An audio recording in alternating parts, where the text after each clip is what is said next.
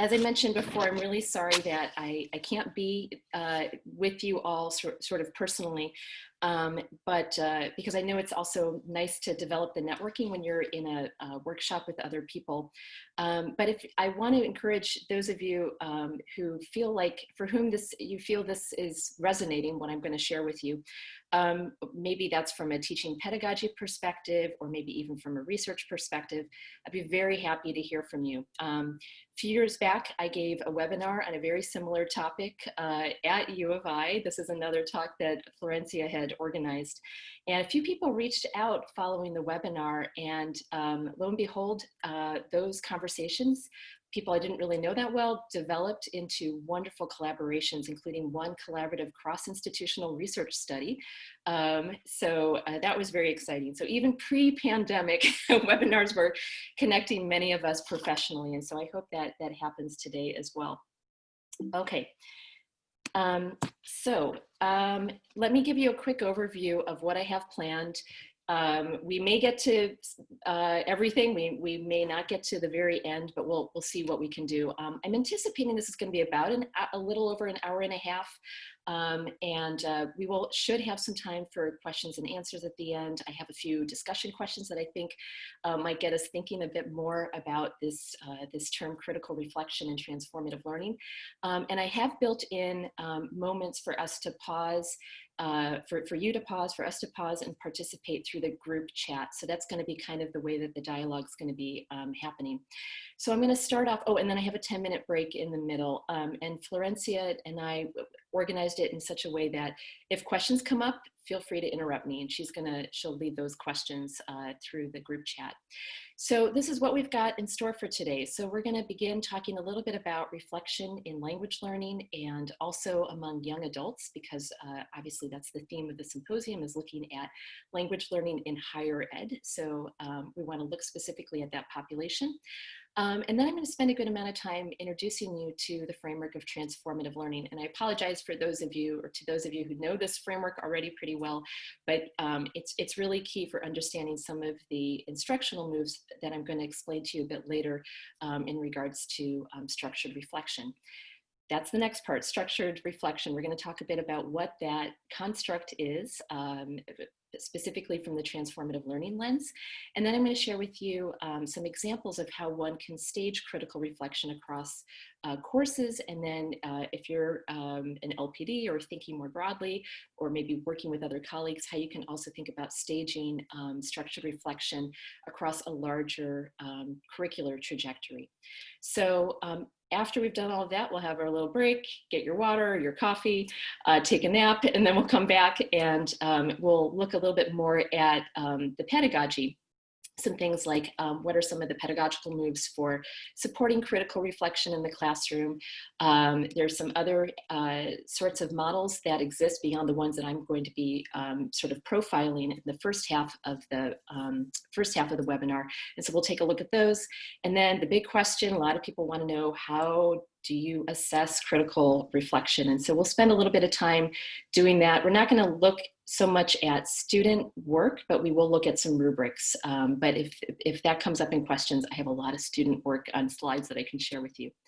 And then finally, before we get to the Q&A, I'd like to share with you some findings from a collaborative project that I did with someone who is also working with structured reflection on student perspectives on using reflection in the classroom, and then also some work that I've been doing with graduate student teachers in using reflection. All right, so we have a lot to do. We should probably get going. All right, so I'm going to begin. I know I probably should have put this in a poll, but we're just going to do it the way that that I have it on this slide. I want you to think a little bit. Oh, and by the way, if you don't have already a pad of paper and a pen, go grab one, because you're going to probably want to write some notes. Not necessarily things from the slides, but just sort of your own thinking, because I'll have some questions here and there that I want you to reflect on. Okay, so I want you to think a little bit about where you land on the following statements that I'm going to share with you. And yes, I recognize that some of these may be a little provocative, and you may have very strong feelings about some of them, and others you maybe don't care about or haven't thought about. So the first one is, most students know how to reflect critically. So if you want, you can also write into the chat window, or you can just kind of think about yourself, for yourself. Where do you land on that one? Students' reflection should not be assessed.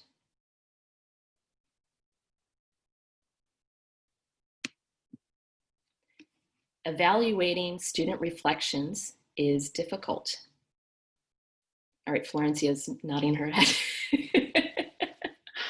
To be fair, somebody did say, so for the first one, we did have a reaction that was few students do know how to reflect.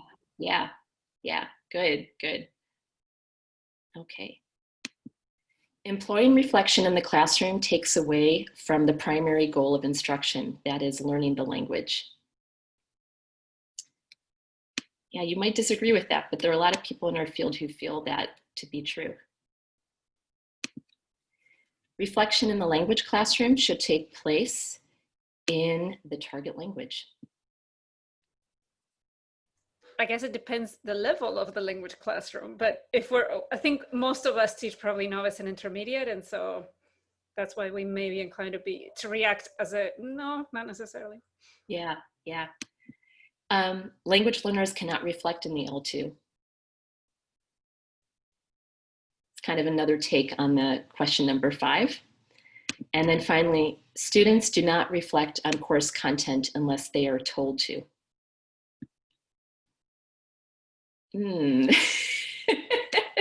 These are all kinds of the statement is strong, right? I feel like one of my grad students in the methods course where they start over analyzing my statements and be like, hang on, let me edit it so that I can agree with it, right? So I don't know that they do not reflect, but do they need structure? Do they need to be pushed? Yes.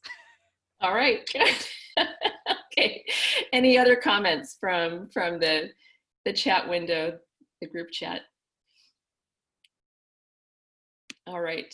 Well, then we will keep going. Okay. So reflection in language learning. So reflection is an aspect of meaning making that appears in so many leading approaches to language learning and teaching these days. And I've noted a few of them here. These are probably familiar to you. We see reflection as a major component in the multiliteracies movement, in genre pedagogy. In Rick Kern's model of literacy and language teaching, reflection is actually one of the 7 aspects of literacy. We also see it big time in the work that is coming out and has been coming out for some time in critical pedagogies and social justice approaches.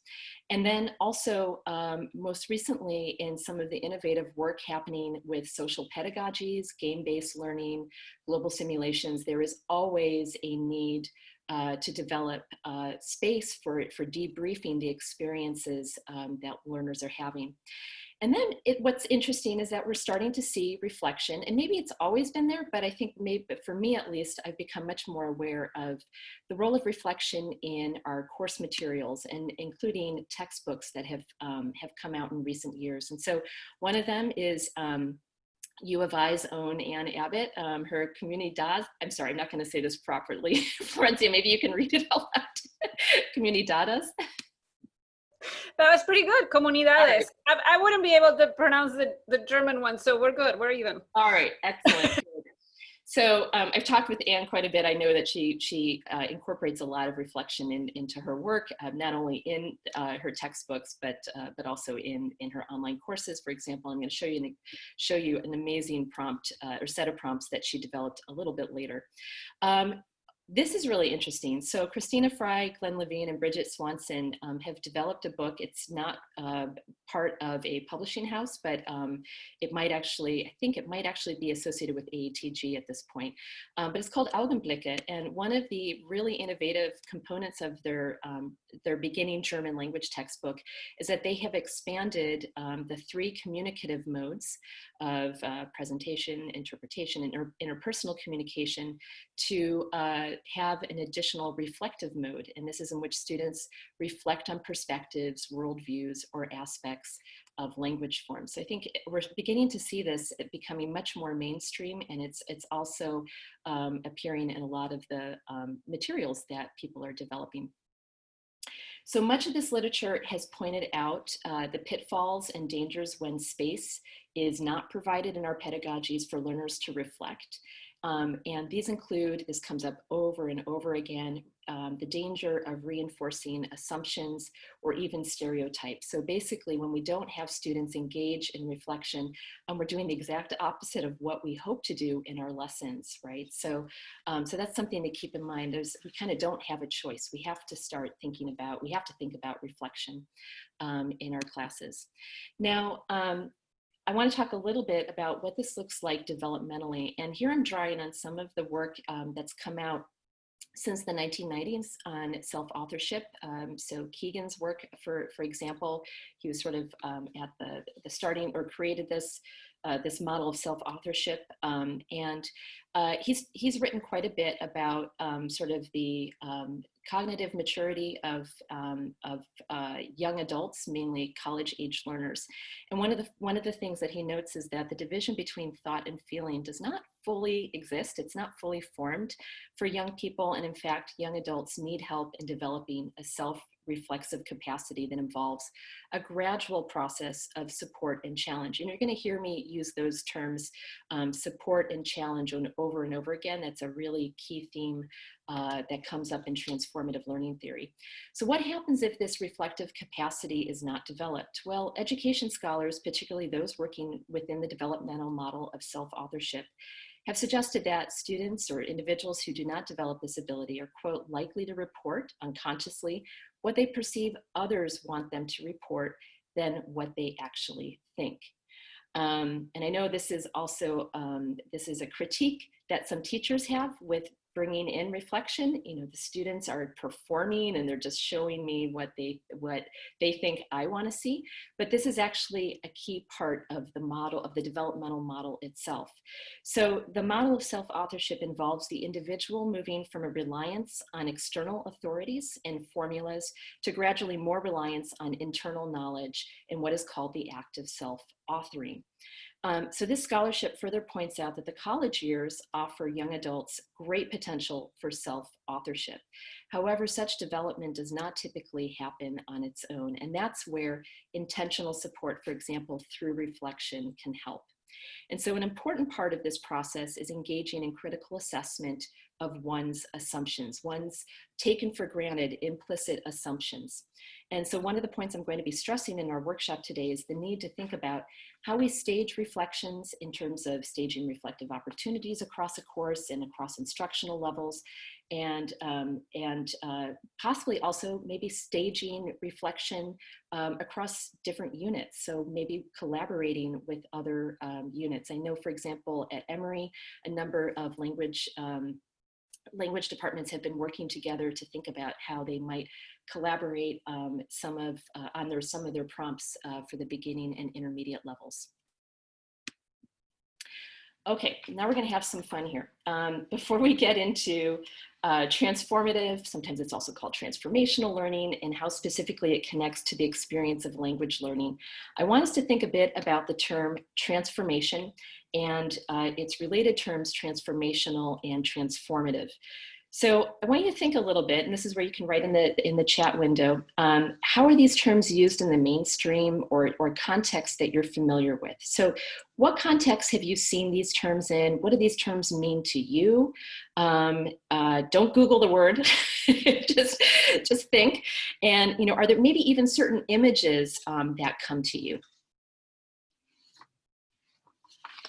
What do you think about when you think of these terms? Transformation, transformational, transformative.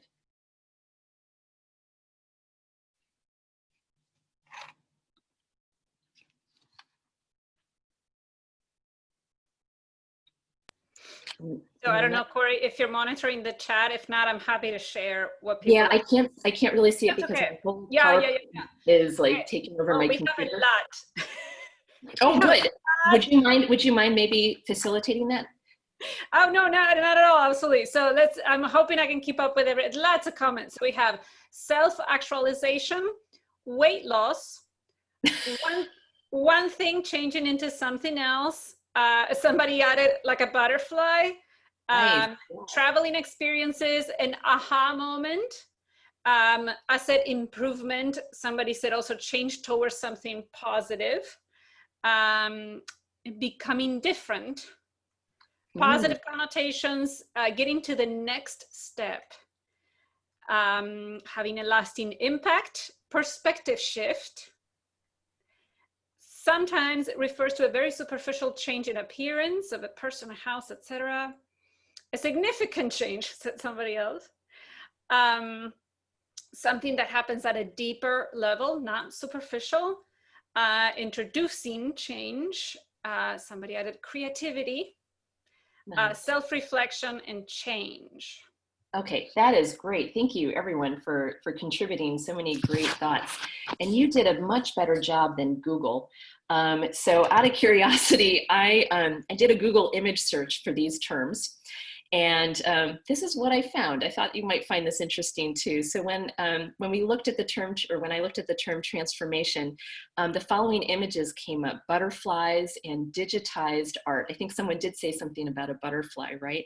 And when you look at, I love these suggested categories that you can see when you do a search, because it tells you a lot about how people are thinking about these terms, at least in the cultures that are accessing the browser. When you look at these suggested categories, you see transformation associated with art, humans, butterflies, and other animals, so living beings. But then we see transformations of businesses and branding. So logo came up, energy, the Incredible Hulk comes up, and then I don't know if you can see that, but girls. And I did check, if you hit that right-handed arrow at the very top, it does lead you to another set of subcategories, and the word male comes up. Not boys, but male. So we could spend some time at the Q&A thinking a little bit about what that means. Okay, interestingly, transformational is a little bit different. So here, it seems to be, this term seems to be very work and organization oriented, with a focus on leaders, coaching, and systems. And I think this is a term that we often hear also in our own educational institutions, talking about some of the experiences that students or people might have in learning. Okay, what about transformative? Well, transformative is interesting because here we see some of the same themes as with transformation and transformational leadership and technology, but also transformative learning theory does appear. That's one of the subcategories, though it follows TED Talks. And if you look at the third image of the pigeons with the hats, that's what I've circled here, we have a little more information about transformative. So the bird on the left asks for synonyms, and the pigeon on the right gives some answers, and he says, or she says, transformational, life-changing, metamorphic, cathartic, reframing, transmuting, born again, and developmental. Interesting. So some of these words, as we'll soon see, do reflect aspects of transformative learning theory. Certainly reframing does, developmental, and maybe even life-changing. But some of the associations which may appear in describing corporations, industries, I mentioned also educational institutions, they might seem a little bit more aspirational. That's at least is my take on their nuances. So this is just something to keep in mind, that people, including educators, understand that this term transformation can be used in so many different ways, and we're going to be talking about it in a very particular way. So thanks for indulging me on that one. That was kind of fun. So what is transformative learning? Well, this is the approach that I've adopted and used in my own practice. It comes from Jack Mezirow, who's largely credited as having developed this theory in the 1970s.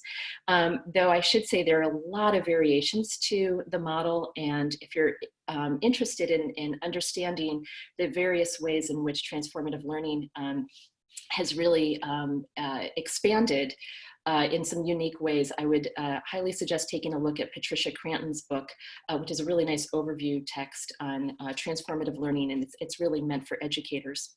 So transformative learning theory is an adult learning theory. That's really key to mention from the get-go. And as I mentioned, it was developed in the 1970s. Jack Mezirow was studying at the time women who were returning to adult education for the purpose of re-entering the workforce. And he was observing at the time how the challenges these women experienced were impacting how they saw and understood themselves and others. And so they were experiencing major perspective shifting. So in a nutshell, transformative learning seeks to understand how adult learners transform their perspectives. And as such, it's concerned with changes in individuals' frames of references, also known as meaning perspectives. I apologize, there's a little bit of jargon, but I do have some definitions to go along with some of these words that are used. So what do we mean by meaning perspectives? Well, this is, I like Cranton's quote here, or definition. She describes it as, quote, a web of assumptions and expectations through which we filter the way we see the world. So Mezirow describes this process in the following way. This is this quote that you see here at the very top. It's a process by which we transform our taken for granted frames of reference to make them more inclusive, more discriminating, more open, more emotionally capable of change, and reflective, so that they may generate beliefs and opinions that will prove more true or justified to guide action. So Mezirow is talking here about deep structural changes in the ways that we make sense of the world. So these frames of reference represent, on the one hand, changes in our meaning structures, also known as habits of mind. This is what Patricia Cranton describes as broad dispositions that we use to interpret experience. But they also include smaller meaning schemes that make up these broad dispositions and that represent the habitual, implicit rules for interpreting experiences. So unless we engage our perceptions critically through, for example, reflection, that's going to be our focus today, or dialogue with others, we invariably filter new experiences that come our way through our particular frames of reference. And these frames of reference are safe because they are familiar, but we're not always aware of them ourselves. They're really hard to articulate because they're taken for granted. So a shift in perspective and what an individual then does with their transformed meaning perspectives are what sets transformative learning apart from other types of learning that focus on developing deeper understanding or developing awareness of social issues, as in critical pedagogy. And I think that's really key to point out, because you could think of a shift as growth, as development, as change, but it's not necessarily about just simply learning. It's about thinking differently. So consciousness raising, as we'll see, is really an important process that can lead to transformative learning, but full perspective transformation, as Mezirow points out, involves, quote, reinterpreting old experiences from a new set of expectations, thus giving a new meaning and perspective to an old experience. So that's why this is also an adult learning theory. We need to have experiences first that we can reflect upon. And that's harder for people who don't have as many experiences to draw on. And we can also think about how some of our students have more or less experiences when they come into our language classrooms, right? So I really like this quote by Taylor and Elias, 2012, whereby they explain a transformative learning lens views development in terms of knowing differently. They state, we do not merely gain knowledge and experience as we mature, that is the informational explanation for change and growth. We also know in a different way, and that's the transformational explanation. So when people ask me to describe transformative learning, how that's different from just significant learning, but significant learning, I think about it in terms of knowing differently, being different, thinking differently, feeling differently. So that's for me a really key word. So how does this change in perspective happen? Well, according to transformative learning, such a shift often begins with a disorienting dilemma. This is a dissonant experience, often uncomfortable and emotionally laden, that disrupts and creates discomfort in our current meaning perspective. What follows is a series of events represented here on this list of Mezirow's 10 non-sequential processes that involve processing the dilemma through critical reflection, dialogue with others, and setting up, establishing intended action. So when we're open to reflection and dialogue, disorienting dilemmas can lead us to re-examine our existing assumptions and thereby expand and alter our familiar and safe frames of reference. And so with challenge and support, these are the two essential ingredients of transformative pedagogies, individuals can use cognitive dissonance as opportunities for growth. So the last 10 years, 5 to 10 years have indeed seen increasing interest in transformative learning theory within L2 research.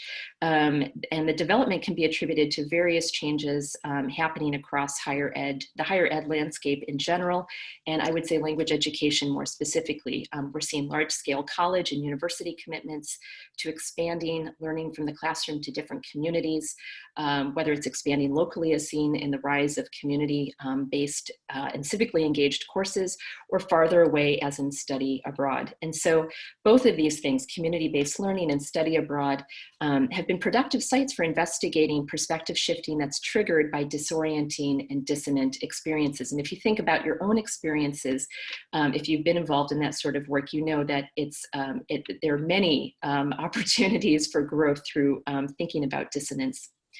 And additionally, some of our values as educators have shifted collectively from understanding the power of guided reflection as a means for constructing knowledge, something that many language teacher educators know to be true in the learning to teach process, and to understanding the importance of engaging learners with issues related to social justice, and to finally recognizing the value of failure and conflict in learning. And I saw that was like I think Anne wrote in the group chat during the plenary an hour ago that this was also something that comes up, right? That failure and conflict comes up quite a bit, and we need to use that as a resource. So, what does scholarship on transformative learning in language learning and teaching context look like up to now, and what kinds of insights does this scholarship provide us? So. Ellen Foster in 1997 was, at least from my reading in the scholarship, was one of the first to suggest that the experience of learning another language, especially with its focus on linguistic performance prior to mastery, can in itself present a disorienting dilemma for students. So just by virtue of learning a language, it can be disorienting.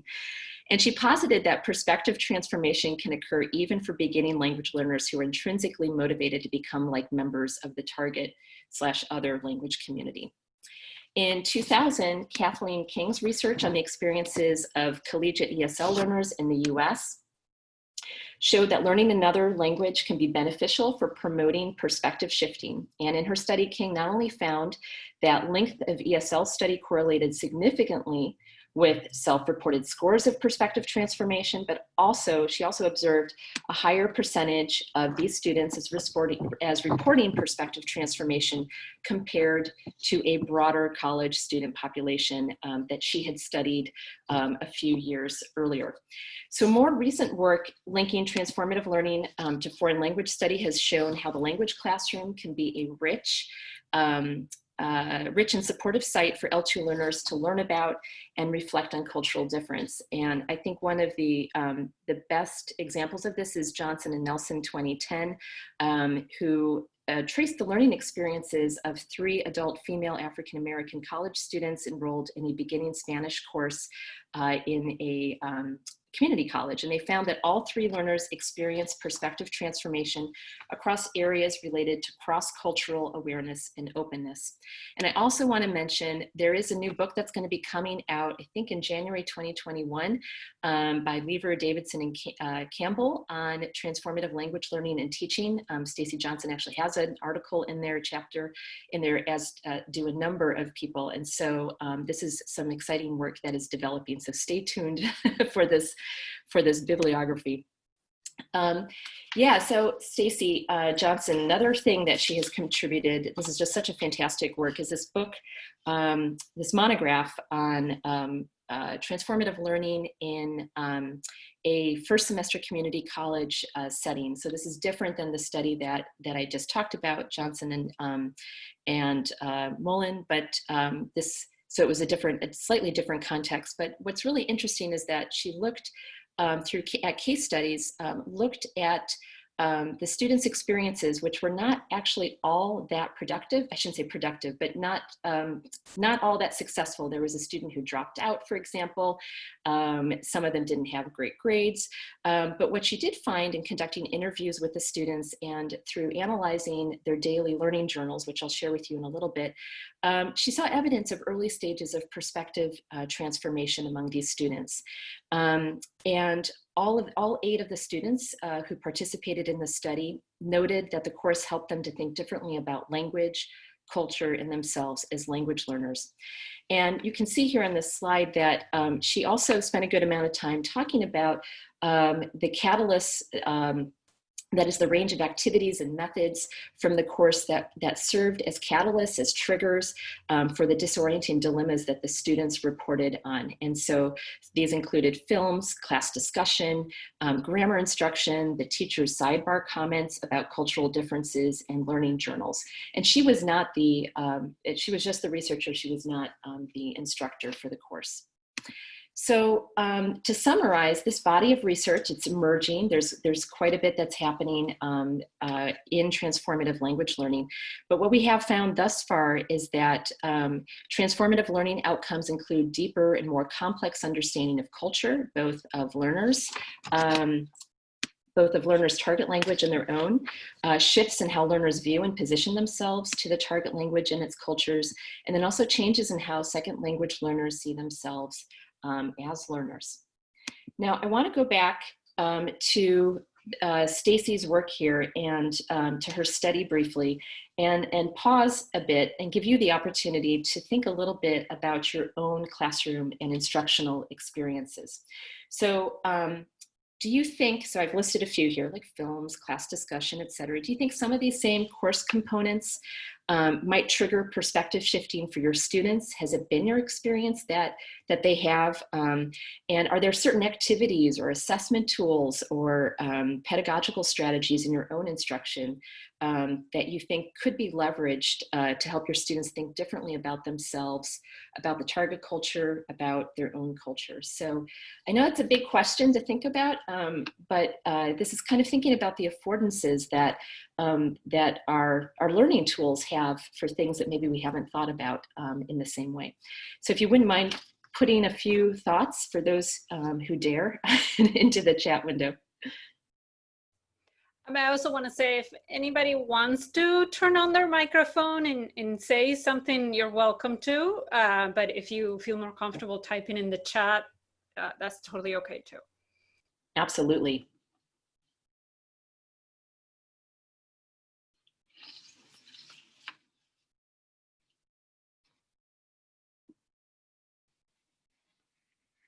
What are you finding, Florencia? I think people are still typing. They're longer answers this time. Yeah, they are. Yeah, because you're probably also, I imagine people are thinking about what they're learning, right? So what kinds of, what they've actually been able to see in terms of perspective shifting, which is a really broad category. Yeah. Indeed. We have a few answers.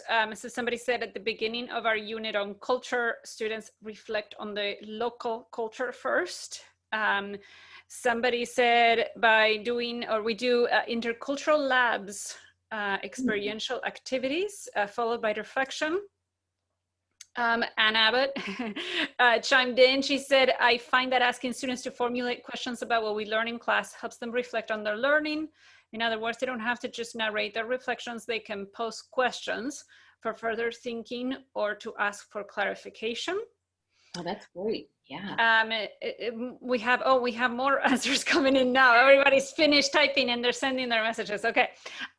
Somebody said, if as an example, so not sure this applies, but a happy ending in American films versus unhappy ending in other cultures, depending on the level. Yeah. Depending on the level, literature could be a good catalyst for disorienting dilemmas. Mm-hmm. Oh, Muriel said she's happy to share by orally, by talking rather than typing. Muriel, go ahead. Yes. Okay, thank you. Hi, everybody. I just thought it was easier to... Can you hear me? Yes, thank you. Okay. Hi, everybody. I just thought it was easier to share what we do instead of typing. We do in the 1000 level, so the first two course sequences, a journal the students write, and the journal has several parts. Some of them is reflecting on a cultural components of the course, some of them on their own journey. They do also a self-assessment in this journal. And they also do a problem solving component. So based on their self-assessment, they have to propose how to solve some of the issues that they encounter. And we do this, we used to do it in 3 installments. So at the beginning of the semester, around week 5, and then at the end in week 15, but it was too much work. So we only have 2 now. And all of this is done in English. My program is Spanish, but all of this is done in English. So I'll unmute. Thank you for letting me speak. Oh, that was wonderful. Oh my gosh, there's so much to comment on there. What I think is really interesting, even also hearing the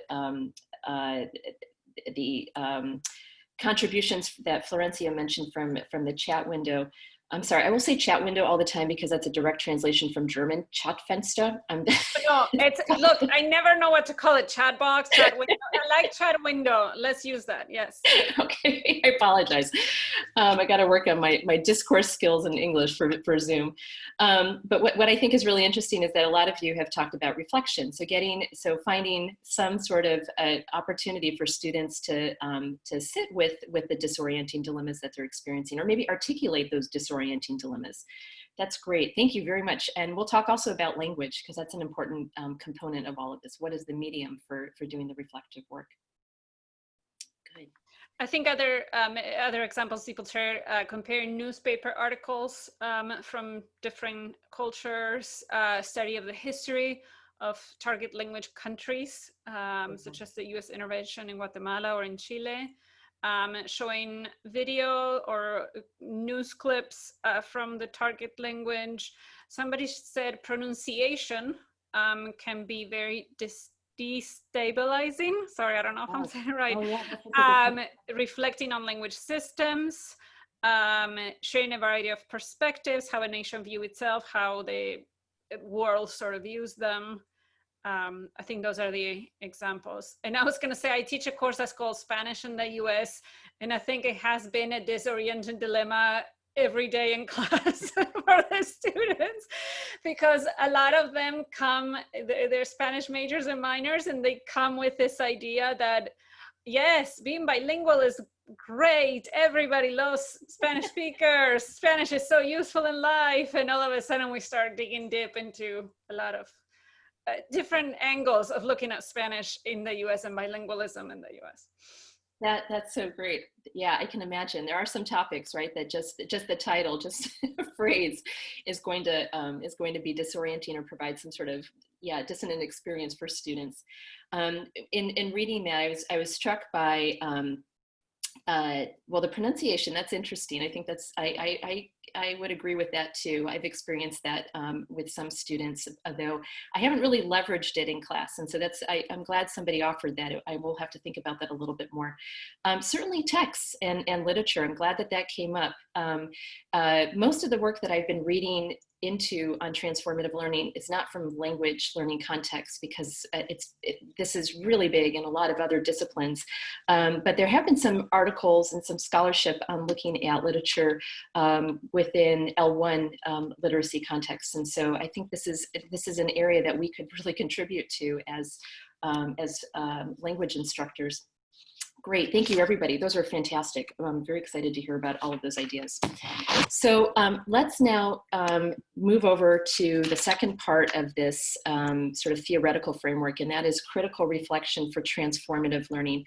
So as I've already mentioned, critical reflection on one's experiences is considered essential for perspective transformation. And clearly you're already, with hearing those answers just now, everyone's kind of on the same board there. So transformative pedagogies therefore seek to create spaces for learners to become aware of and critically question their frames of reference vis-a-vis key course concepts. And I'm so glad, Florencia, you just mentioned your course. That's already a perfect example of that. So providing regular opportunities to reflect as well as engage with others in critical dialogue has been shown to help students question their taken for granted assumptions. So it's that critical dialogue piece that I think we as instructors can also exploit. So, so the term structured reflection refers to any instructional tool that guides learners to make sense of their experiences as they articulate and question their assumptions about central course concepts. So reflection represents a process with both cognitive and emotional dimensions. And while experience is the starting point for reflection, it's really important to point out that not all experiences necessarily lead to learning or to perspective transformation. Rather, reflecting makes experience meaningful. So by contrast, there's a cost in not providing adequate time and space for students to reflect on their learning, particularly within the context of learning other languages and cultures. So I already mentioned when learners do not take time to examine their assumptions, stereotypes may be reified and old assumptions may be reinforced without students even realizing that happening. So by asking students to describe and thereby make meaning of their experiences, we're encouraging them to learn inductively and take agency in their own learning process. So this is really connected to self-directed learning. And again, going back to that self-authorship model. I really like this description of reflection as a connection-making device that links different areas of knowing. So this was, this idea comes from Eiler and Giles, 1999, who were working in community-based learning contexts, and they described the hyphen in the term service learning, and I know we use community-based learning now, but the hyphen in service learning is standing for the reflection that is needed to link experience to learning. And I can imagine there are a lot of other educational frameworks and constructs and pedagogies where we have hyphens. This might be a productive way for us to think about where reflection fits in. So structured reflection connects different knowledge bases comprising learners' experiences, their beliefs and assumptions, and theories and concepts known. And that's encapsulated in this wonderful definition from Kieran Cunningham, who's an applied anthropologist and has written quite a bit about structured reflection in study abroad contexts and in advanced coursework as well. And so she describes structured reflection as intentionally designed exercises, activities, or assignments that help students and others make connections between assumptions held and experiences encountered, assumptions held and theories and concepts known, and experiences encountered and theories and concepts known. And that word intentional is really key. That's the structure component of this. So as Hatcher and Bringle 1997 point out, they've worked extensively in service learning environments.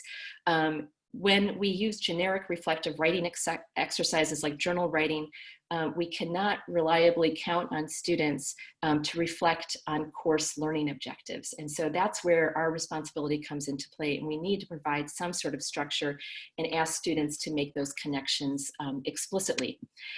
This is another way, this screenshot here is another way of actually expressing that definition that I just shared with you about structured reflection. We call it, Mike Sosolsky, with whom I've done a lot of work on transformative learning and structured reflection, he and I call this the structured reflection triangle. Actually, I think Cunningham probably calls it as well. I think what's really key here is seeing those lines between these different knowledge areas, these different knowledge bases.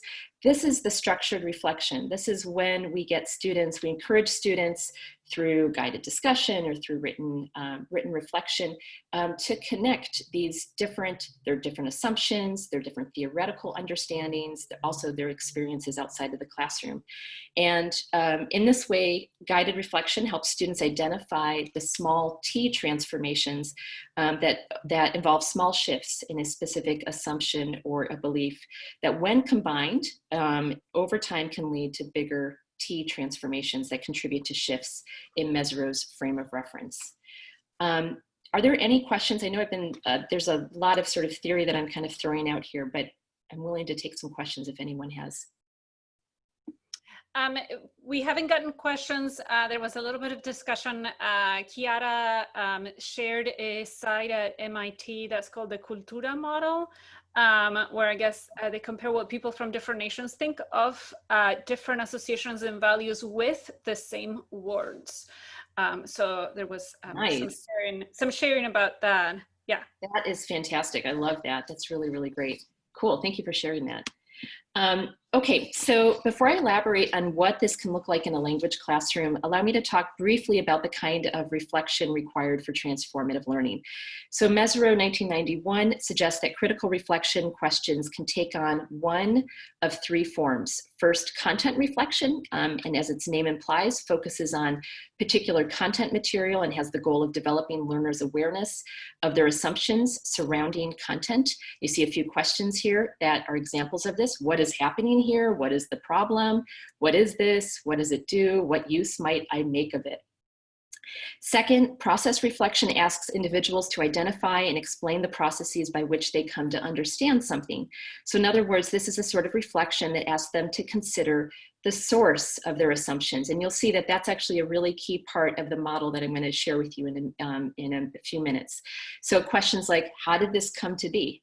And that this could also be my assumptions.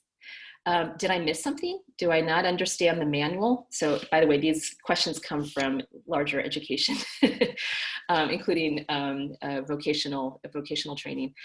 Did I misinterpret what I have to move the people's faces here, what my teacher said? How have I ended up feeling this way? Do I understand myself? Am I overlooking something? And how is it that I'm unable to adapt? So as Cranton notes, determining the source of our belief systems can be especially difficult given how uncritically many of us have assimilated ways of thinking about the world from our childhoods. And so for young adult learners who don't have the opportunities to inhabit other spaces, recognizing that other frames of reference exist can already be transformative. And it's this third reflection type, premise reflection, that relates to the type of full perspective transformation that I described earlier. That is transforming one's frames of reference.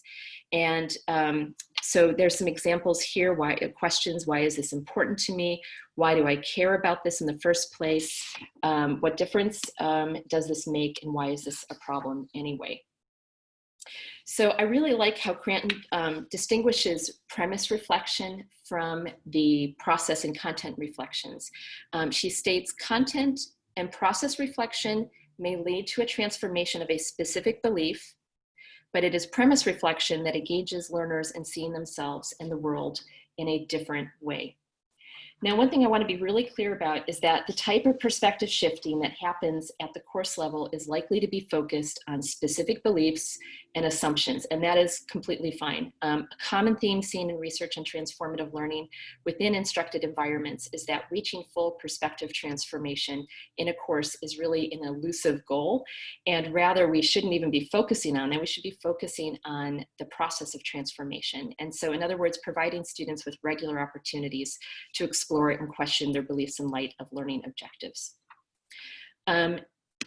Returning to the theme of disorienting dilemmas in transformative learning, structured reflection can help learners navigate discomfort, and it's a way of also helping students to see that feeling uncomfortable with the status quo is a normal part of the learning process. And for this reason, transformative learning pedagogy suggests that teachers provide challenge and support. Well, what does this look like? Well, the experts, and here the experts that on this slide are my wonderful colleagues, Joan Clifford and Deb Reisinger from Duke, who've done work on transformative learning within community-based language learning contexts. And they say that reflection best serves students when it's structured, when it's guided by another individual, when it's linked to clear learning objectives. And in the recent 2019 monograph, they recommend that language instructors clarify for themselves the role of reflection in their courses by asking a series of questions that articulate a reflection strategy. That is, who, where, when, and how often reflection and feedback should take place. And then also a reflection mechanism. That is how the reflection relates to learning outcomes, which tools and evaluation criteria will be used. Okay, so I know already from hearing some of the ideas that you've shared in the workshop thus far, that many of you have been working with reflection, and that's great. I'd love to hear a little bit about some kinds of forms. So I've heard a few things like reflection on texts that have been read. I wrote these on a few pages ago. We heard about journals that students are writing. Are there other types of reflection, types of reflection that you've used with your students at one point or another, or maybe some things that you've even used as a learner in any of your experiences? Maybe something that hasn't come up already in the chat window.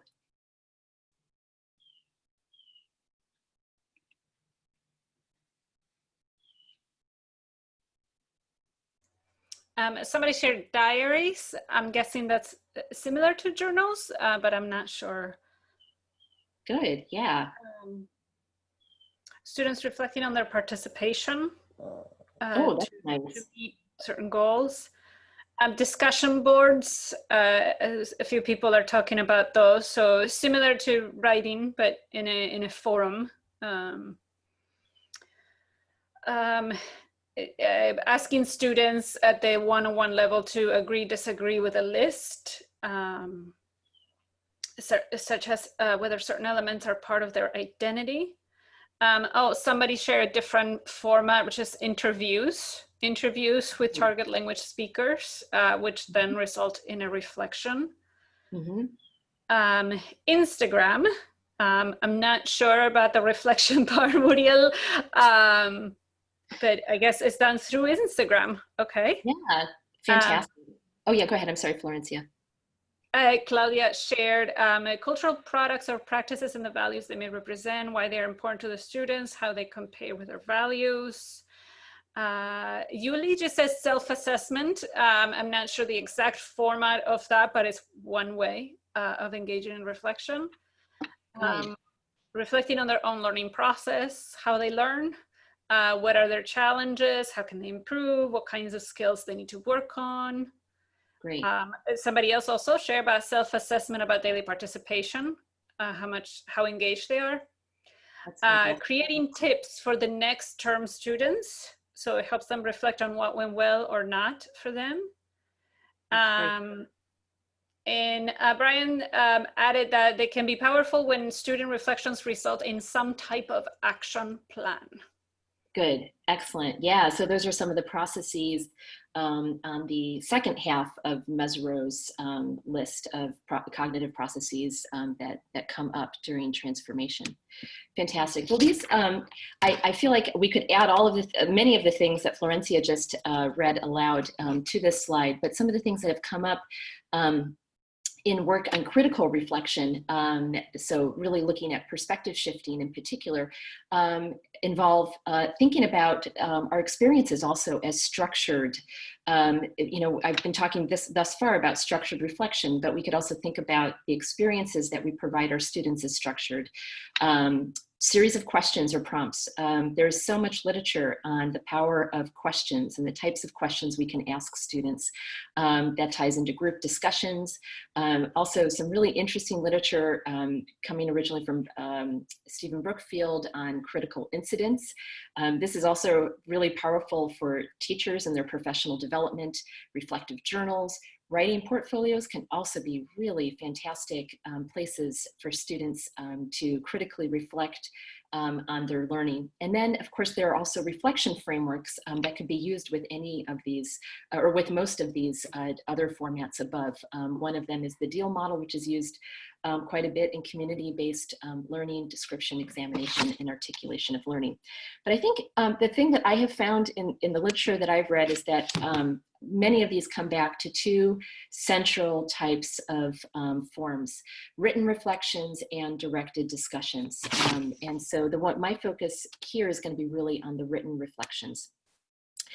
So I talked before about how important it is that structured reflection be intentional. I really like this definition from Hatcher and Bringle, who define reflection as the intentional consideration of an experience in light of particular learning objectives. So when we think about what it is that are our central learning objectives in a given course, maybe also a unit, maybe an instructional level, that can be really informative in thinking about what it is that we want our students to engage with. So what I'm sharing with you here are some real life examples of things that I've structured reflection, written structured reflection that I've had students engage with at different levels. So at the beginning level, you can see that it's having students think about what it means to learn German or a foreign language, and thinking about the learning process itself. So the language and the learning process. In an intermediate German class where we had students work with a book that had, each chapter was focused on a different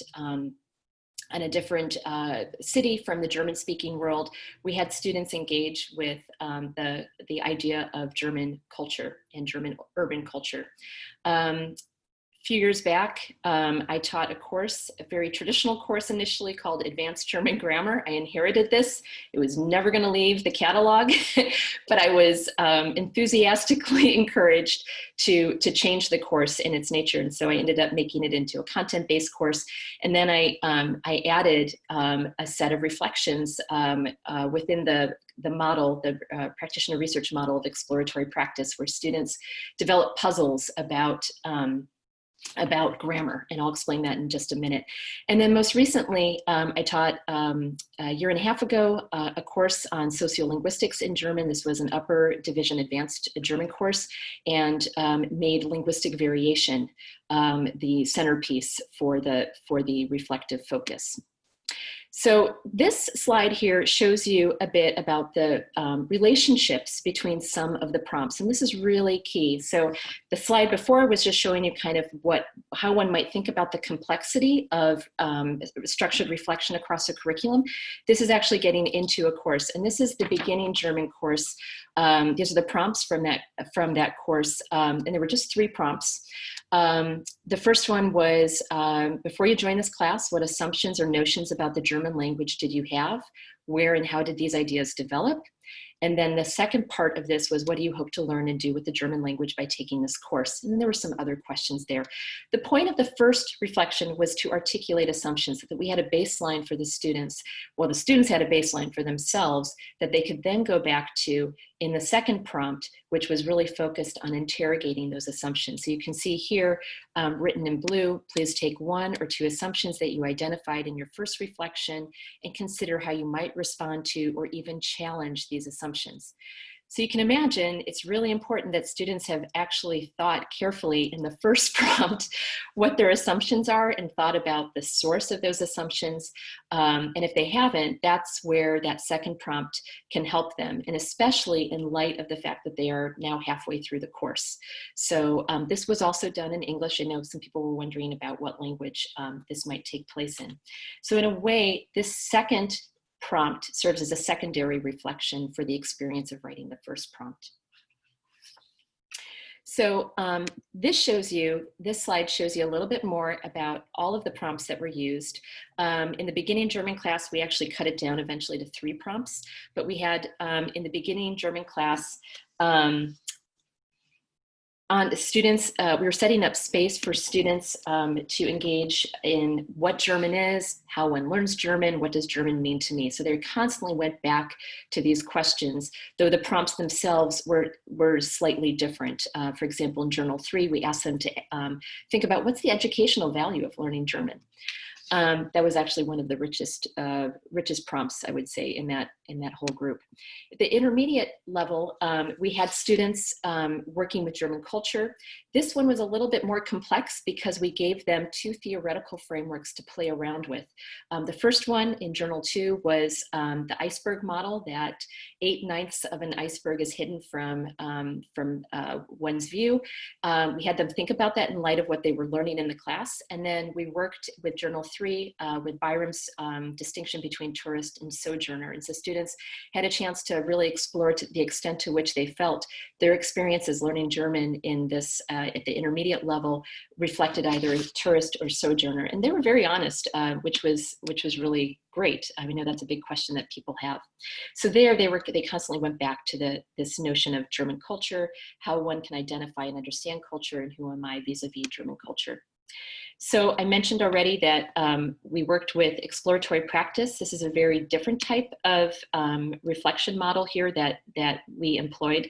But basically, we started off by having students formulate questions, puzzles they had about German grammar. And then over the course of the semester, they investigated their puzzle through resources that were around them. Some of them interviewed other German speakers, sometimes their own family members.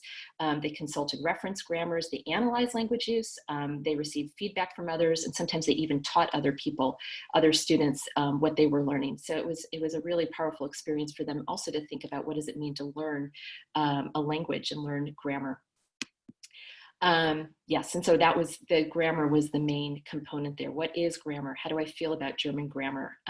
In many ways, we were having them do what Bill was telling us during the plenary of, we need to think about what is language, right? So this is worth having our students reflect on as well, especially if we expect them to know grammar. Okay, and then finally, this is this collaborative project that I alluded to earlier with Brian Barnett from University of Minnesota, and I think he might be in the audience. Brian fortuitously offered a sociolinguistics course on Louisiana French at his institution the same semester that I was teaching this German sociolinguistics course. And so we decided to work together and develop some prompts that really focused on the core course concept of linguistic variation. And so as you can see, these are the prompts. Some of them are a little bit different, but we did start off with just trying to get a baseline understanding from our students as to how they understand linguistic variation in our respective languages. And then the course content was obviously a little bit different. What was so cool about Brian's course was that he had, during the spring break, a trip planned to Louisiana where the students got a chance to speak French with native speakers. And so that was obviously the focus for the second to last journal 3. Okay, and here we're looking at what is linguistic variation, coming back to that, and how does my understanding of linguistic variation connect to other aspects? So in thinking about your own prompts that you might develop, if this gets you excited and you want to try this out, I would recommend thinking about this in a sort of a two-part way. First is the content or curricular focus. What is your main course focus? We already know Florencia's main course focus, so I can imagine a million prompts, and you probably have already developed them, that tie into this notion of what does it mean to speak Spanish in the United States? Are there certain thematic threads to be explored across a curriculum? Maybe it's not actually the name of the course, but something thematically interesting. There might also be major learning goals, maybe critical thinking abilities. So some things that one could think about is, what does it mean to know a language? Exploring constructs such as the native speaker, bilingualism. I tried out one semester also having students play around with the 5 C's and trying to get a sense of what those mean within the context of their learning German. The second part is what I shared with you with this, the articulation across the course. What kinds of prompts can help students develop this knowledge across a course, and how do the prompts relate to and build on each other meaningfully? So I showed you a few in the beginning levels, articulating and then interrogating the assumptions, but then at the intermediate level, we see that same process, but then there are different theoretical lenses that add to the complexity of that reflection. And then in the advanced course on grammar, investigating course-related phenomena through different resources. So those are some examples of that. I'm thinking we had a question. Yes, please. Okay. All right. So it has to do with what you said at the end. So perfect segue. So Tatiana has a practical question. How much class time is dedicated, especially beginning intermediate levels, to introducing the theoretical concepts such as the iceberg theory, Byram's model, and how are the self-reflections, how are the reflections, I'm sorry, reintegrated into the curriculum? Are they discussed, debriefed, shared?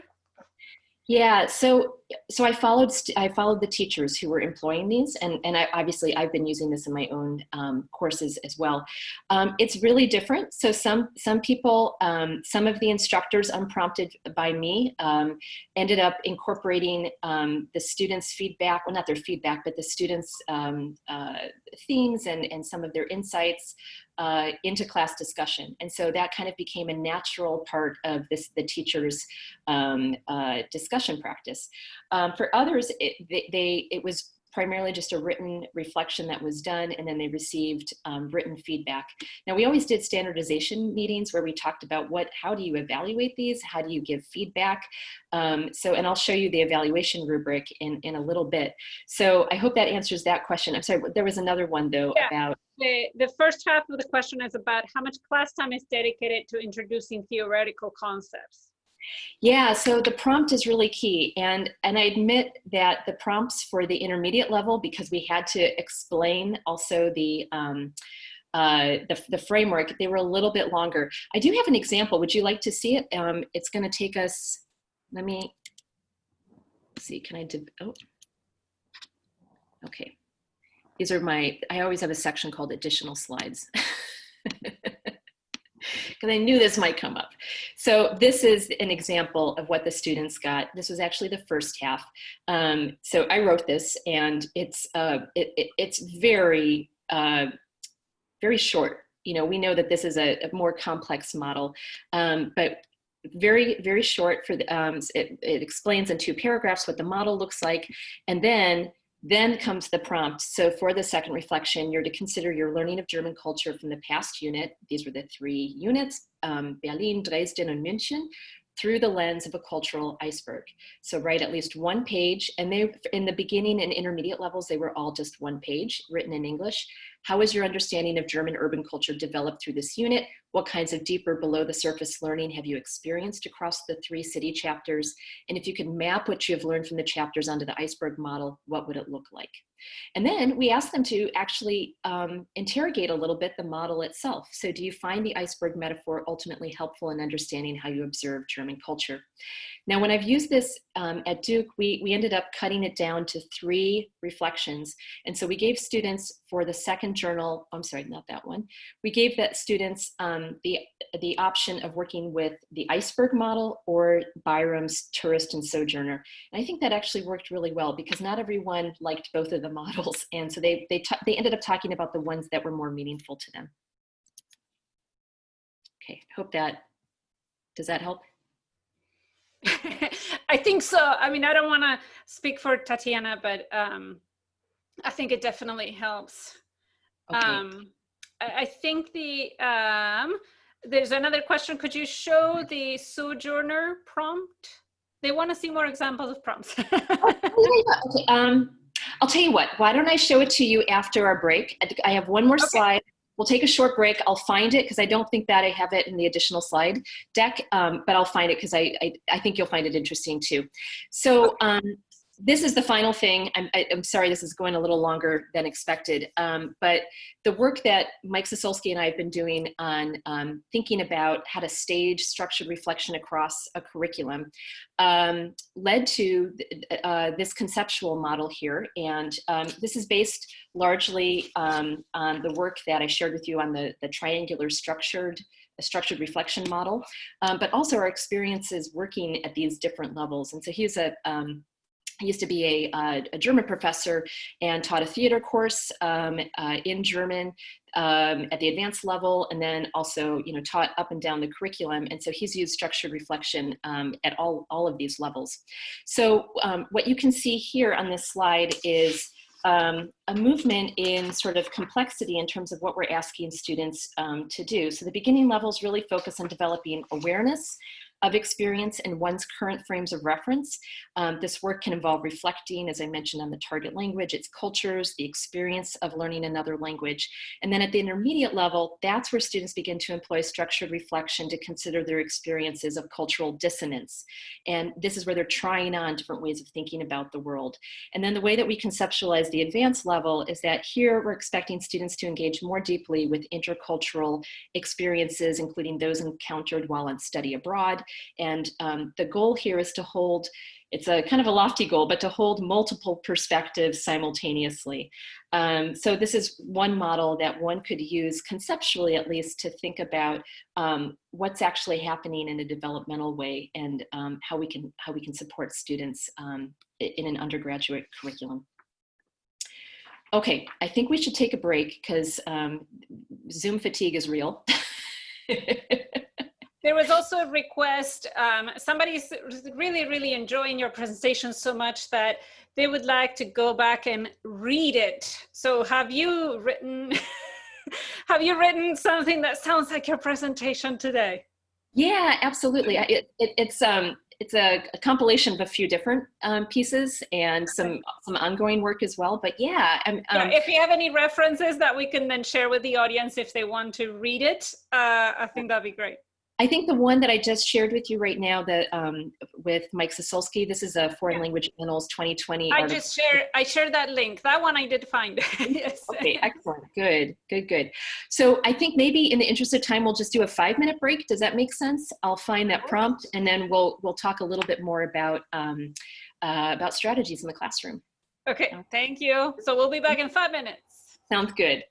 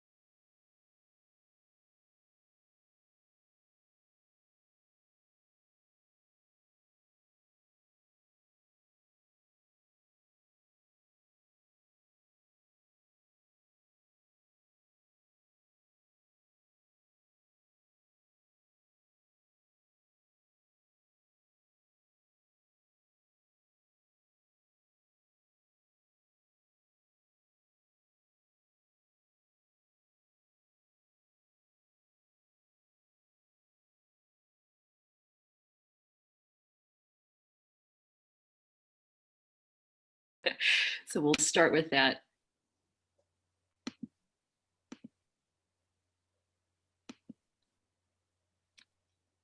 Okay. Oops. Sorry.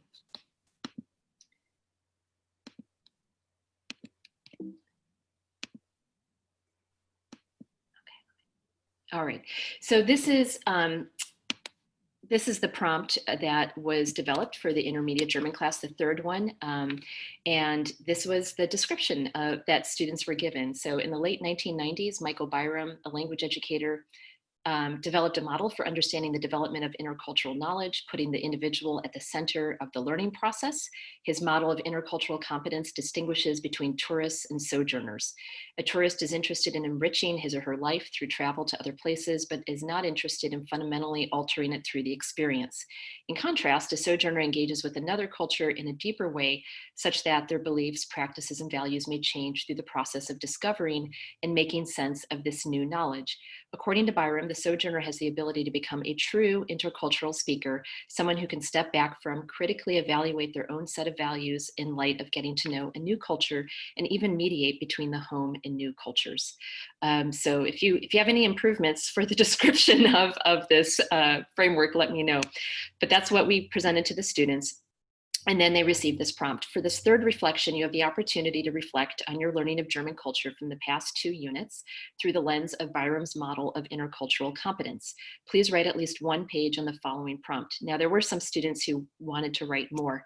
How has your understanding of German urban culture developed through these 2 major units? Have you found any sojourner moments of learning that have made you think more deeply or even challenged your beliefs or ways of being? Please describe in detail 1 or 2 such experiences from the course and discuss your involvement in the learning process. What specifically did you learn? What triggered your learning? So this is getting at the source again. How did your perspectives or attitudes change? And do you find the distinction between tourist and sojourn ultimately helpful in understanding how you observe German culture? So that's what we use. There are a lot of frameworks out there. You know, there are many others that we could use, but what I liked about this prompt in particular was that we were having them work with a framework that, at least in my professional experience, is really important. It's been helpful for me in understanding intercultural learning. And so this is, I mean, why hide this from the students? This is an opportunity to allow them to get to know some of the major frameworks that we use in our own practice. Okay, I hope that scratched the itch. Thought I might throw this in there too. This was Mike Sosolski's German drama workshop. He actually did a course in German where students read different period pieces and learned the techniques, the acting techniques and the staging techniques that were associated with these different periods. And so these were all prompts originally written in German, and he had the students also write these. And you can see they also follow that same outline of articulating your assumptions and interrogating them at a later date. So, okay, I want to talk a little bit now about this notion of high challenge and high support. I've mentioned this a bunch of times already. I really like this quote from Featherston and Kelly, 2007, that explains in a nutshell what we're doing with transformative pedagogies. We are creating spaces for critical engagement and dialogue. And this is a really key part of working with transformative pedagogies. You can't force students to do the transformative work. You actually can't even force them to do the reflective work, even if you give them an assignment, right? But you can provide the opportunity, you can provide the space. There are a lot of things that need to be in place in order for that to happen. Cultivating trust, community, relationships are extremely important, because that's part of the support, is that students feel like they have a mentor that they can turn to, and they can also be honest about things that they want to talk about.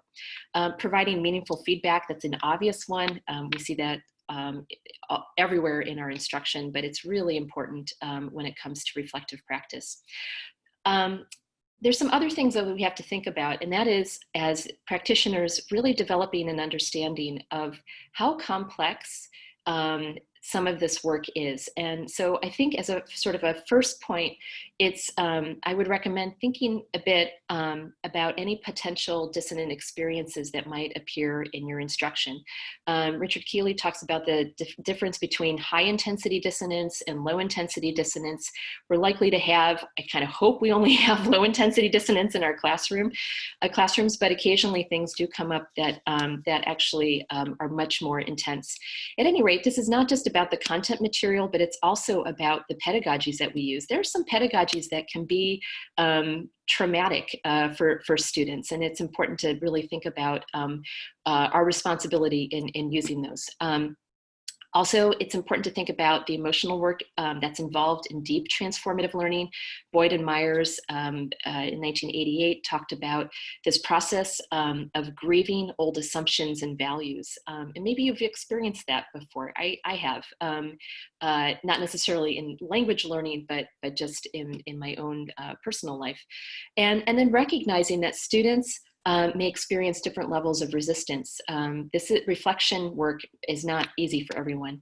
So I think it's really important that we and I'm not the only one who says this, everyone says this in the scholarship of transformative pedagogy, it's important that we consider carefully the questions that we ask, whether they be content, process, premise, reflection questions, as well as the motivations and our egos, and it will consider also the motivations and our egos in asking questions.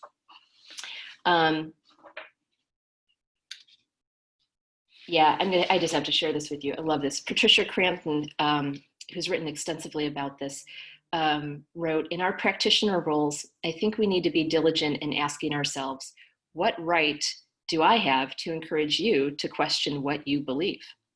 And when is it a responsibility and when is it an imposition?" And in our transformative learning intellectual community at Duke, we've been actually having a lot of conversations about these very questions, and also what is the role of trauma too in transformative learning. Okay, so I want us to think a little bit about how we as language instructors, because we know a lot as language specialists, as applied linguists, as language professionals, we know a lot about how to scaffold L2 learning in the classroom. There hasn't been all that much written about scaffolding reflective language and writing. So I see this as like a wonderful area for those of us who do work in discourse analysis and thinking also just about how we stage language learning in general. This could be something that we could bring to the table. So I want you to think a little bit, and you can, if you feel comfortable, write it in the chat window too. What kinds of language scaffolding could we provide students, both in the L1 and in the L2, because it's not a given that they're necessarily going to be able to do this work in their first languages. And scaffolding that would allow students to develop a voice as they're developing a reflective capacity. So there are a lot of different angles we can take with this, but if this seems like a challenge you want to take on, feel free to write something in there, or also you can feel free to unmute yourself.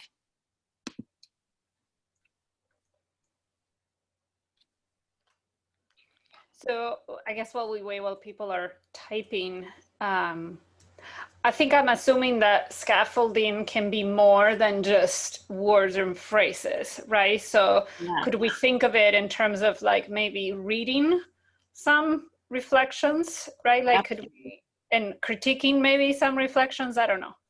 Yeah, that's such a great idea. So modeling the reflections, right? So yeah, and using good examples, exemplary examples, and maybe even some not so good examples that come up from students. Excellent, Yeah, good. I think I mean, the not so good examples, I think it can be good if we frame it in like, what else would you ask this person, right? Like, how would you go deeper? What questions would you pose to this person? Absolutely. Yeah, right.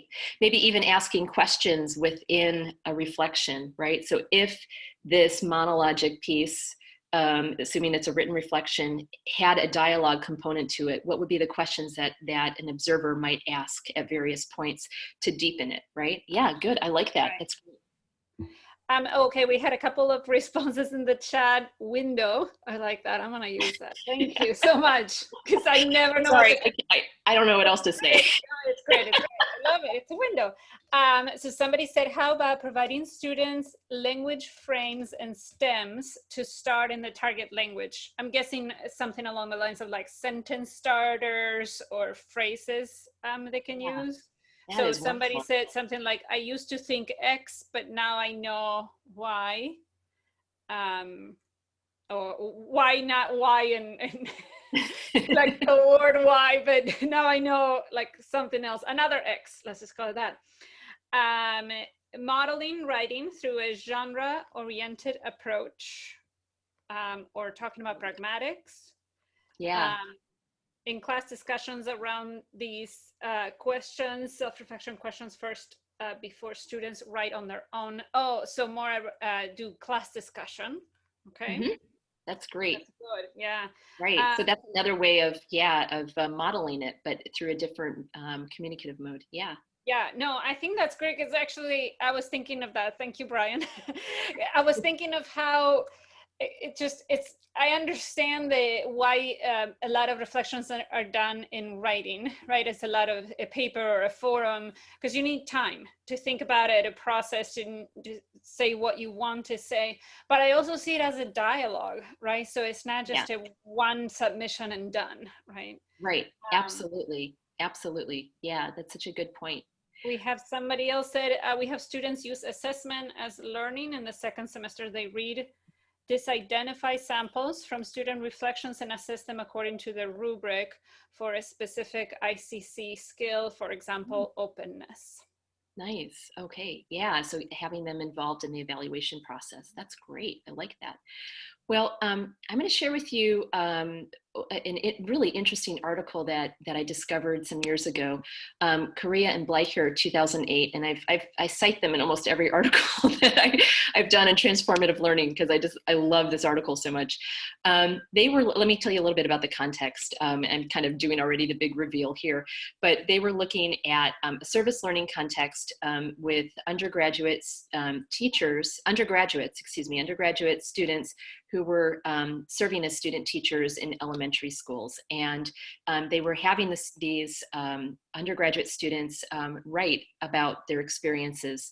And so Cori and Bleicher decided to do an analysis, a discourse analysis, basically, though I don't know if they're linguists, but they did an analysis of the undergraduate students' reflections, and came up with some major categories that they called reflection markers. So somebody was talking before about the stems. That's exactly what this orientation is. So some of the categories they came up with were unexpectedness, I never thought, which then was followed by a story. So this was what they called a comparison marker. It allowed for a comparison to take place. Obviously emotions, so I was shocked. Then there were markers that students used to express memories. I remember. And then lots of smaller words that expressed an evaluation of sorts of events, like eagerly. And then assumptions, because remember, I've talked already quite a bit about how important it is to articulate the assumptions and then also interrogate them. So I assumed, or much to my surprise, which is also part of unexpectedness and emotions. So my own work actually is a discourse analysis, or it is in discourse analysis, and I've been working in the framework within systemic functional linguistics of appraisal, which looks at how people evaluate and emote in a language. And when I saw this article, I thought, oh, that appraisal model would just be so perfect. There's so much we could do with this. So if anyone's interested, let me know. So they have this, I love this quote from their article: prompts are tools that start their students' writing, and markers are tools that make visible or indicate reflection that goes beyond mere description. One thing that one could do is create prompts that also include some of these reflection markers. But one has to think about, what are all the linguistic resources that one could use to express unexpectedness, to express memories, to express assumptions. And I think there are probably some other categories that further analysis of student work, and maybe also teachers' reflections could help us develop. And so this is kind of all getting into the language of reflection, which I haven't seen a whole lot about. It's not to say it's not out there, but I'm eager to see if some people are looking at this. What does the genre of reflection look like, or what do the genres, plural, of reflection look like? That is something that I think, as linguists, we could really contribute in meaningful ways. Okay, so I mentioned that there are other frameworks. There's so many other models for thinking about the use of critical reflection in the classroom.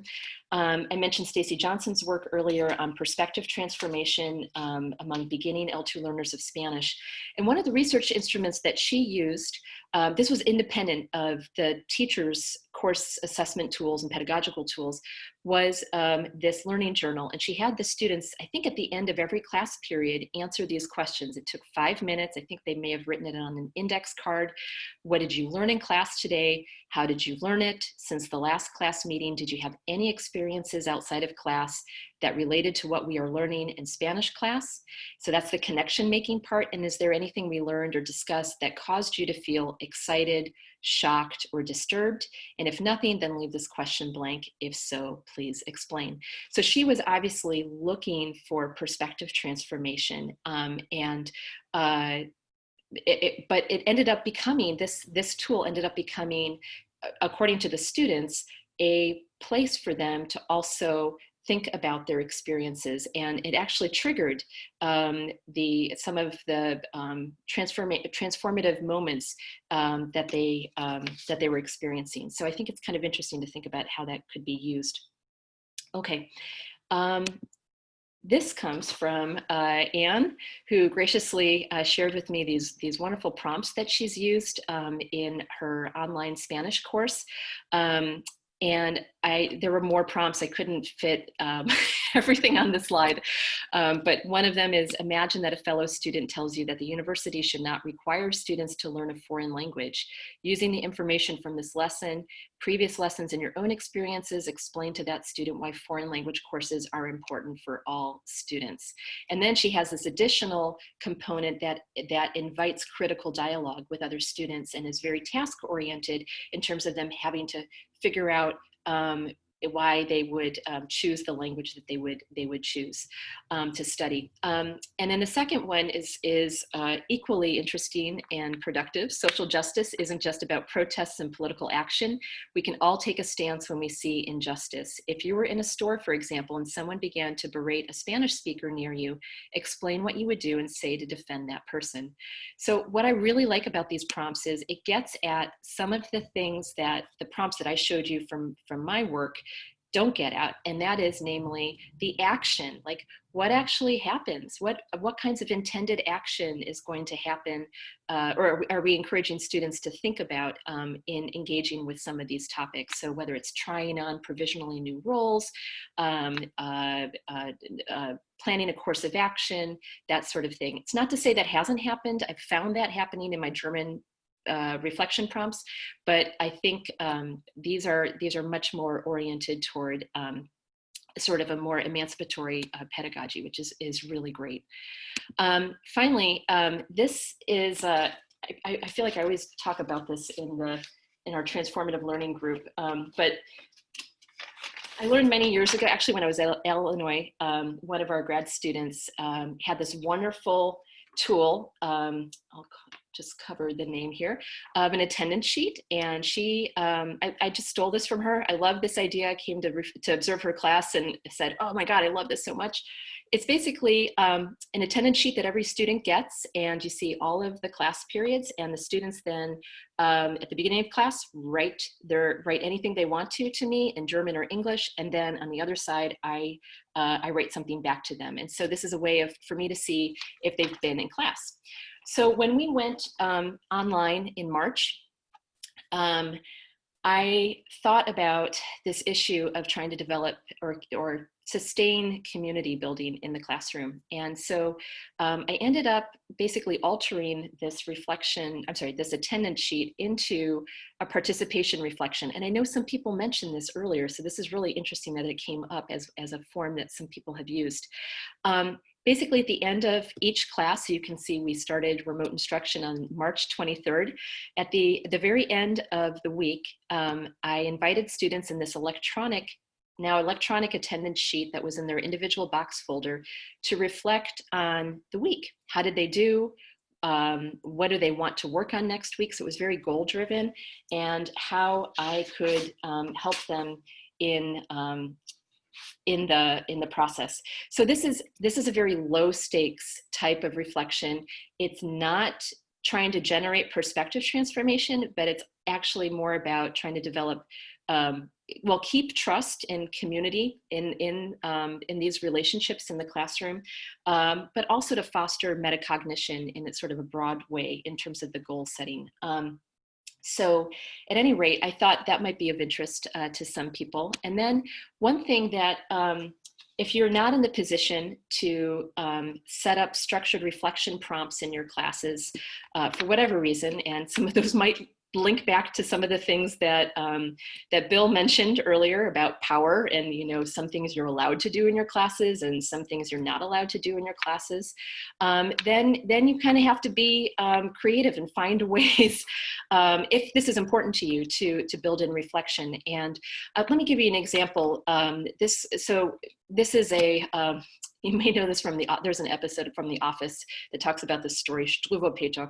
This is from the 1800s. It's a pretty pretty horrible children's story that has some visual components to it, but it's really interesting because there have been so many parodies of this story over the years, including this version in 1972. It's a set of stories of children who do not behave very well, and then they incur, because of their bad behavior, pretty horrible things. And so we have brought this into some of our German classes when we talk about children's stories.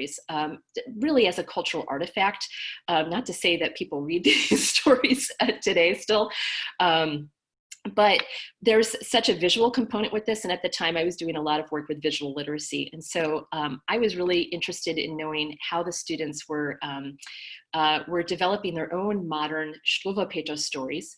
And we asked them to actually play with the visual components after they received some instruction from us.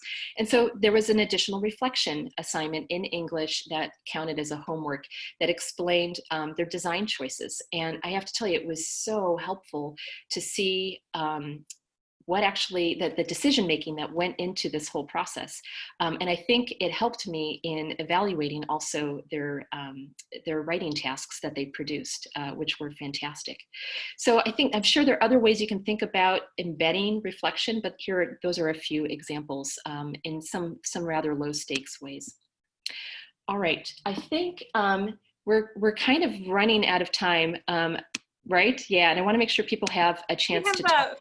15 more minutes, so. Okay, well, why don't I try to wrap up in about 8 so that at least we have some time for questions. And if people have to go, that's fine as well. So Mike and I also developed an evaluation rubric as part of the structured reflection prompt. It was based in large part on the structured reflection triangle, also what we've been reading in the literature. And we had 4 main components to the rubric. And some of these might sound familiar to you if you've evaluated critical reflection before. The first one is completeness, the ability to address the questions in the prompt in detail. The second one is specificity, providing specific examples to illustrate and/or support ideas discussed. Engagement with class material, responding to the class material thoughtfully and critically. This is where we really try to get across to the students the importance of dialoguing with other voices, with other perspectives. And then kind of related to that is connection making rich connections between learning in the classroom and experiences outside of class.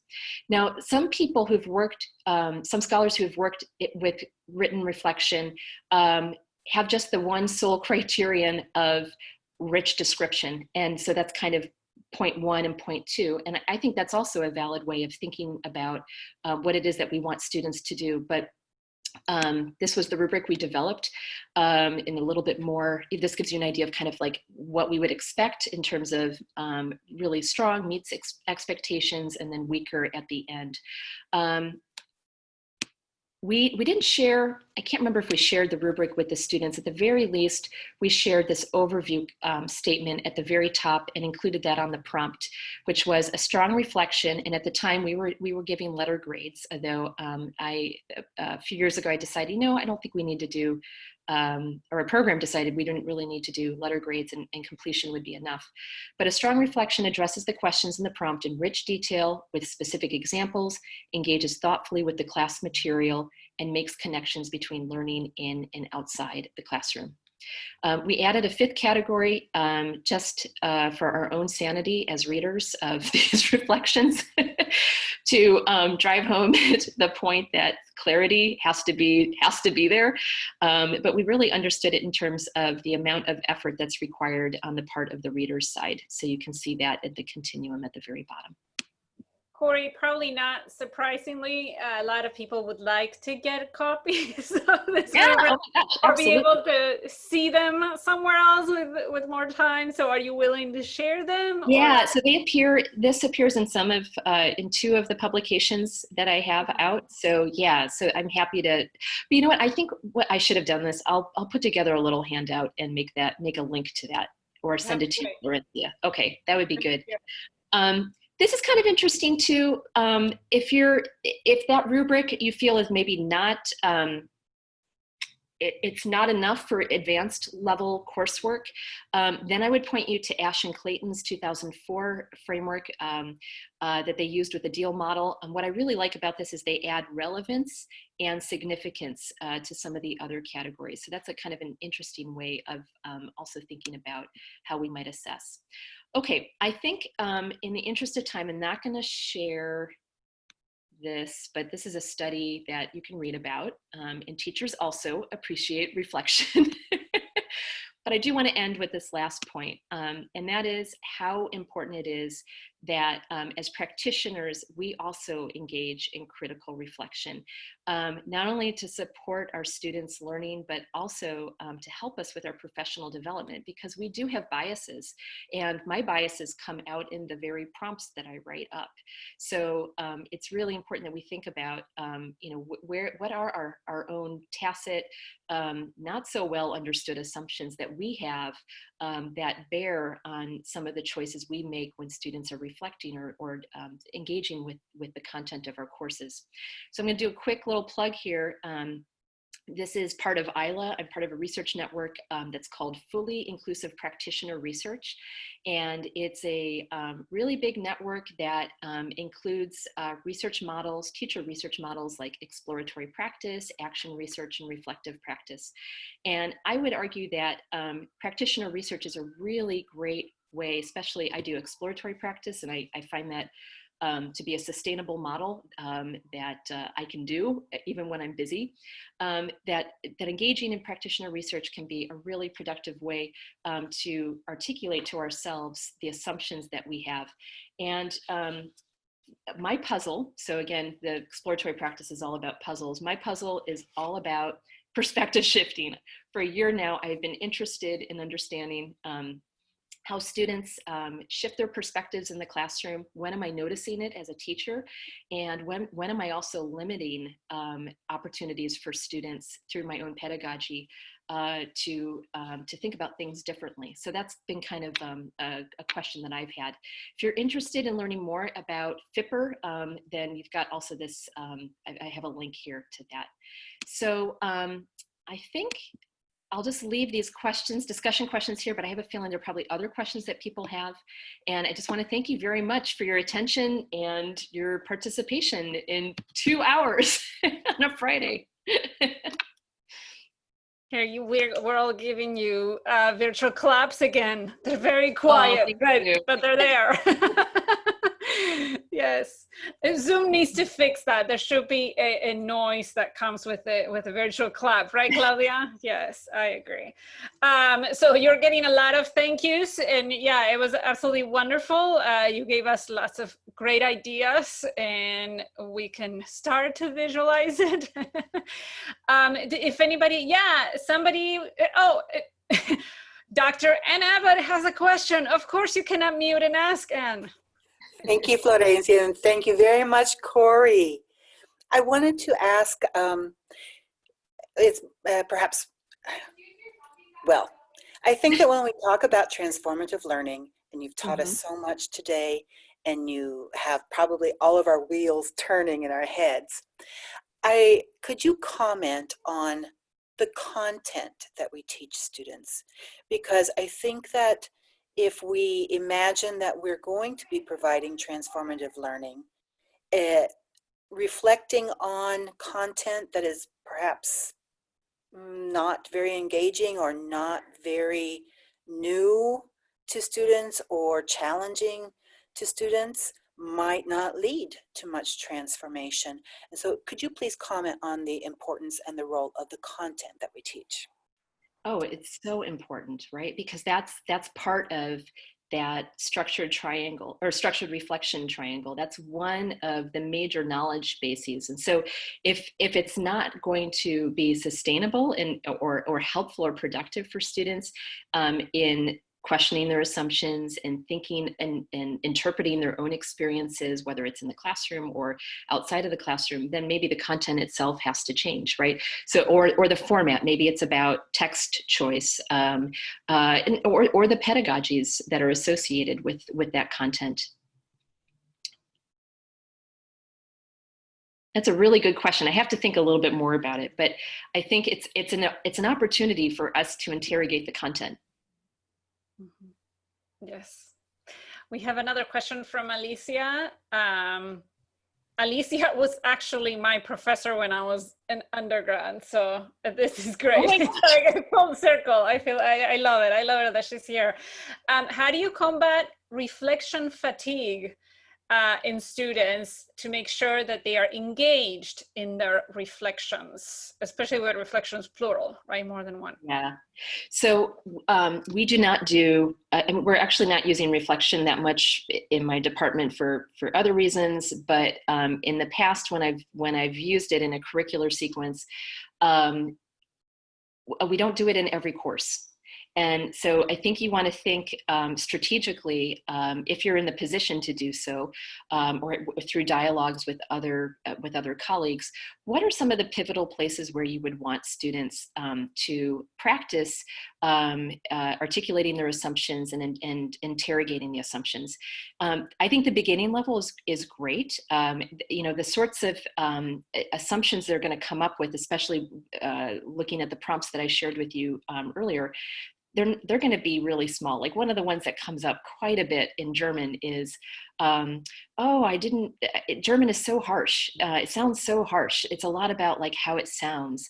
And so that's one of the transformed perspectives that, and small t, of course, transformed perspectives that comes up for the students as they begin to actually use the language and the language becomes much more meaningful to them. And then they also hear speakers who don't necessarily have the sort of accents that they had heard before that are so harsh sounding, but they're processing the language in a very different way. So that's one way to ensure that you're not going to have as much reflection fatigue. I think probably finding the intermediate level is actually a really, really productive place. And I've been collecting data on perspective transformation in general, independent of structured reflection, across the curriculum. And there's spikes for the intermediate level. There's something happening at the intermediate level that's really exciting. And so I think reflection would be a good place for that to happen. But then you could also think like study abroad. How do we prepare students before they go to do study abroad or when they come back? So yeah, so I think, you know, having conversations with colleagues about where do we want to fit this in? The other thing is I was so gung-ho in the beginning with this project. I had 5 reflection journals in our beginning German classes. And you know, clearly the instructor and student feedback was, you know, that's a little bit too much, even in the first language. So then we cut back to 4. And then eventually I cut down to 3. I think we had done enough with getting them to practice. And it's not like this is easy for students too. And you could also have them redo a reflection if you feel like they're not quite getting the genre. So yeah, but it's a good question. How do you combat that fatigue? All right, thank you, Cori. I had a question myself. How do you feel about public versus private, or anonymous versus not anonymous? So I think in some of them, you know, people were sharing things like discussion forums, right? Where you're sharing your reflection with the class, not not publicly in the sense of not somebody not associated with class, but still, you know, other classmates in your instructor, they're all reading what you're thinking, what you're going through, versus just submitting it to the instructor or doing the reflections to be anonymous. Do you think that they would share different things? Oh, that's such a good question. So I've never done them anonymous. And in part because I think students want to be seen. And they know who the audience is. It's them and me as their instructor, unless they have agreed to participate in a study on structured reflection.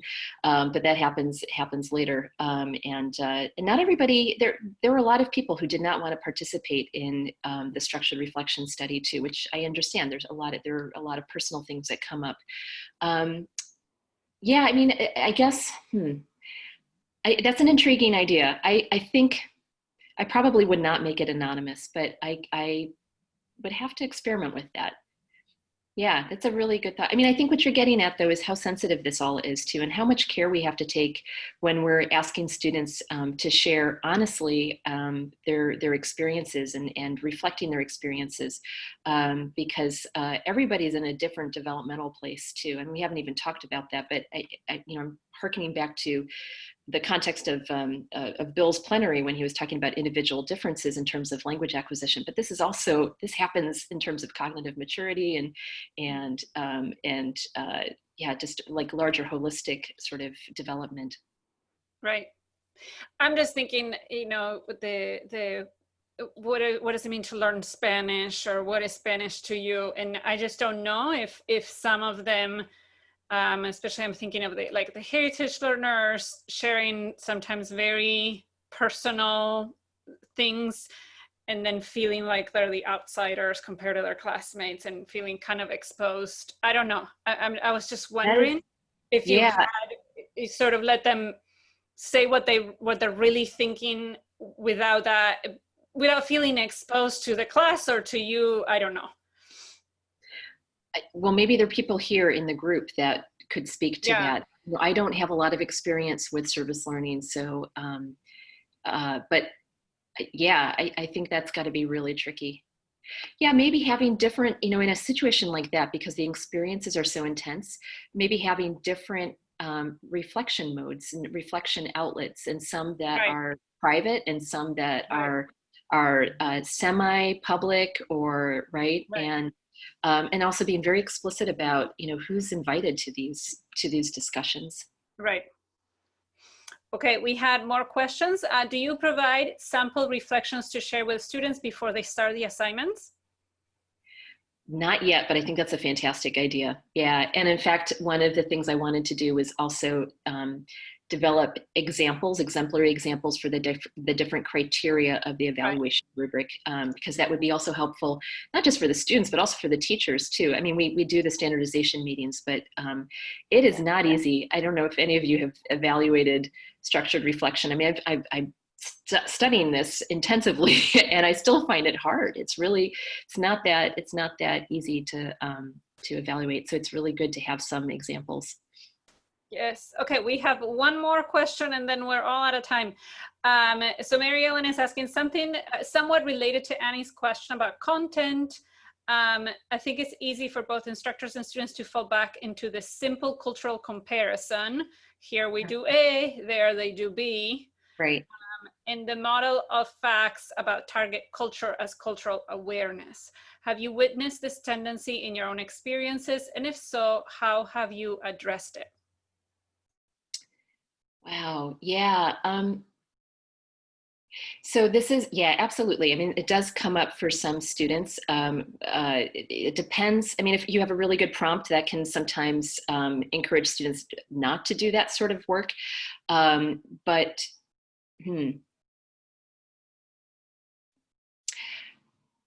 For me, I'm looking mostly at the level of detail. So if that comparison, that cultural comparison, is flat and superficial and just resides at the surface, then it's not going to be very meaningful. But if they're able to then go in and dive into the comparison, then maybe it's not such a problematic sort of rhetorical mode. Yeah, I'll have to think about that, because that's a really good point. I You're right. understand. Cultural comparisons come up all the time. We always fall back on that, right? Yeah, such a good point. No, I like your answer, right? I think it's not just, oh, you said this. Like, the students who say, I want to get out of my comfort zone when they're thinking of going abroad, right? And it's such a bland phrase, right? But if they're showing you more, right? If they're going deeper than that, it's not a problem just to use the phrase, right? So maybe if they're going deeper than just the superficial comparison and that was all they had to say, yeah, I think it makes a difference, or at least maybe pushing them to go a little bit deeper than that. Okay, Cori, that's all of the time we have for your workshop, but thank you so much. It's been eye-opening. I think you gave us a lot to reflect on.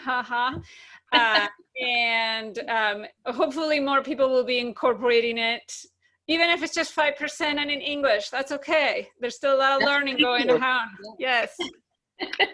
Well, thank you, Florencia, and thank you, everyone. This was really wonderful. Looking forward to more discussions and dialogues. All right. Thank you, everybody.